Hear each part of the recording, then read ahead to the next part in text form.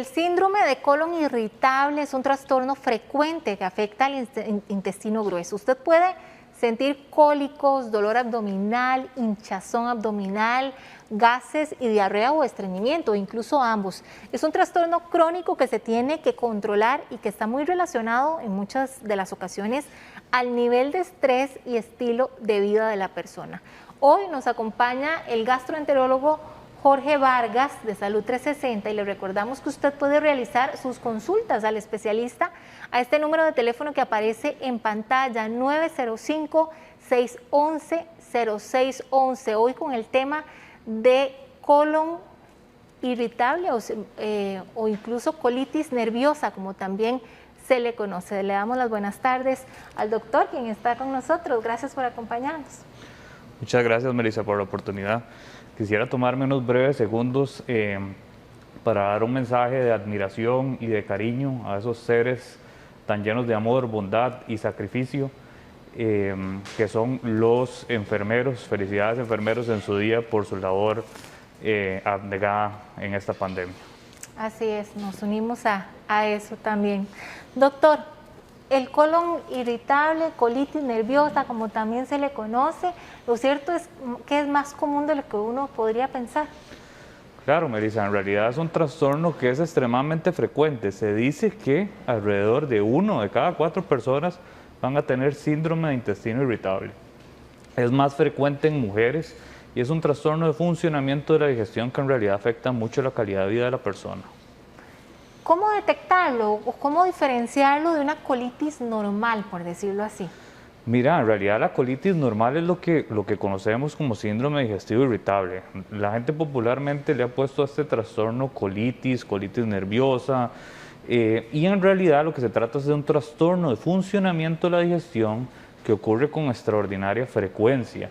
El diagnóstico es un diagnóstico clínico. ¿Qué quiere decir eso? Que por los síntomas que presenta la persona, basado en unos criterios específicos, que básicamente es que haya dolor asociado a cambio de las características o en la forma de las deposiciones, con esas características o con esos criterios nosotros podemos hacer el diagnóstico de síndrome de intestino irritable.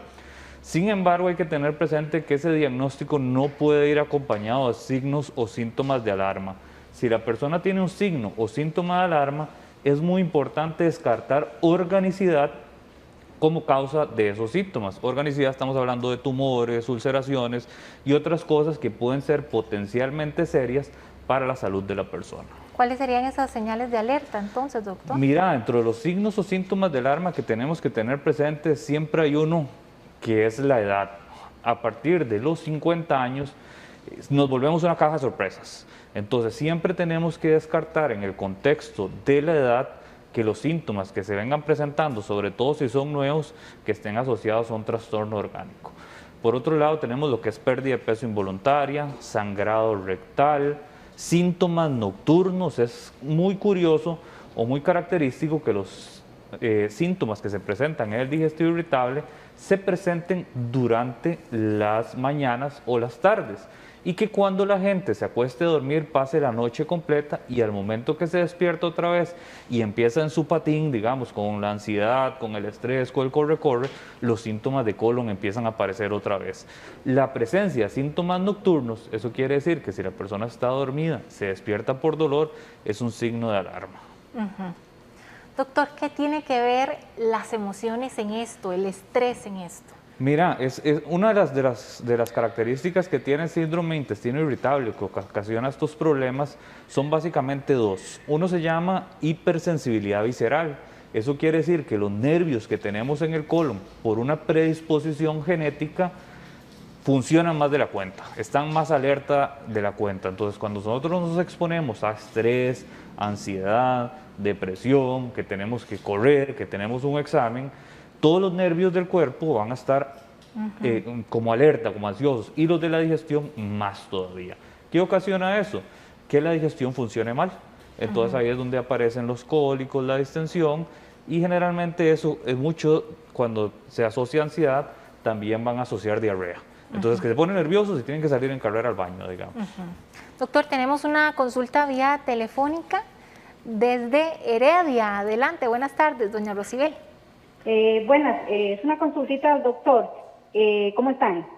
Todo bien, Mi Rocío. pregunta es que yo padezco mucho del estómago, digamos, se me inflama cuando como embutidos o si como lácteos, no puedo comer nada de lácteos, me da diarrea, inflamación del estómago, me suenan más que todo mucho los intestinos, como gorgoritos, como si estuvieran haciendo, como algo así, como que estuvieran fermentándose por dentro, como una efervescencia. Eso sería, y no sé de qué viene, casi la mayoría de comidas me caen muy mal. Y sí paso de los 50 años también. Pero es en relación a los lácteos, más bien, doña Rosibel. Lácteos, embutidos, yo sé que son varios tipos de alimentos y todo lo que contenga lácteos. Gracias. Bueno, excelente pregunta, doña Rosibel, como usted lo explicó, me queda, como dicen, de pelos para dar una explicación del segundo factor del síndrome de intestino irritable. Y es que algunas personas, bueno, todos nacemos con algo, con un déficit genético, por decirlo así. Entonces yo nací con la predisposición genética, por ejemplo, de quedarme calvo, entonces ahí me estoy quedando ya sin pelo, ¿verdad? Algunas personas nacen con menos enzimas en el aparato digestivo y esas enzimas se encargan de metabolizar carbohidratos que se fermentan, carbohidratos fermentables, como cuáles, los lácteos, el trigo, que tiene una cosa que se llama fructano, los edulcorantes y la fructosa. Entonces eso es algo ya genético. Algunos veníamos con la predisposición para tener menos enzimas y con el paso de los años vamos perdiendo esas enzimas. Entonces, ¿qué es lo que pasa? Esos alimentos llegan sin metabolizarse porque no tenemos las enzimas que los metabolizan al colon y se fermentan. Entonces, como decía doña Rosibel, ella experimenta como una fermentación, lo explicó, pero de maravilla. Entonces, esa fermentación en el colon va a hacer que se produzca exceso de gas. Ese gas va a producir los Hinchazón. borborismos, la hinchazón, y el cambio en el pH del colon puede ocasionar entrada de agua adentro del colon y eso favorecer la diarrea. Entonces, eso que nos dice doña Rosibel es muy frecuente en el intestino irritable y lamentablemente es algo que tenemos que aprender a vivir con ello, ¿verdad? Entonces, en la medida de lo posible, si uno ve que los lácteos le caen mal Evitarlos. o que el trigo le cae mal, la clave del asunto es evitarlo, claro. Doctor, tenemos otra consulta desde Cartago.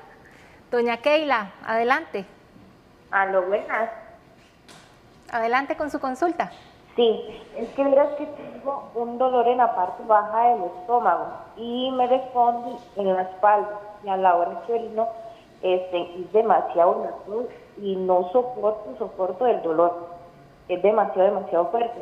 Entonces no sé si es ocasionado al estómago directo o si es algo de la vejiga.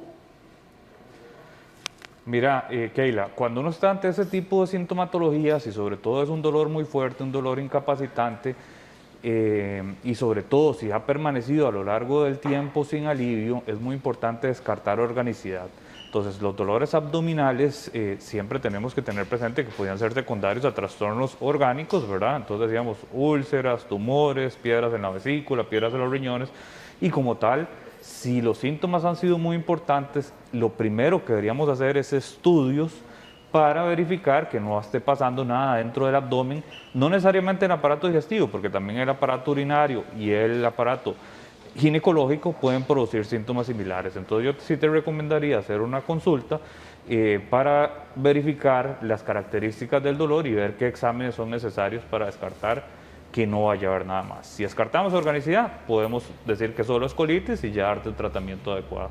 Doctor, esto es un síndrome crónico incluso, no es que se da y nunca vuelve a dar, posiblemente se da constantemente. ¿Qué pueden hacer las personas? ¿Qué hay para esto? Mira, una de las cosas más importantes de tener claro es eso que vos me estás diciendo, llegar a darnos cuenta o entrar en razón en el sentido de que es algo que vamos a padecer de por vida.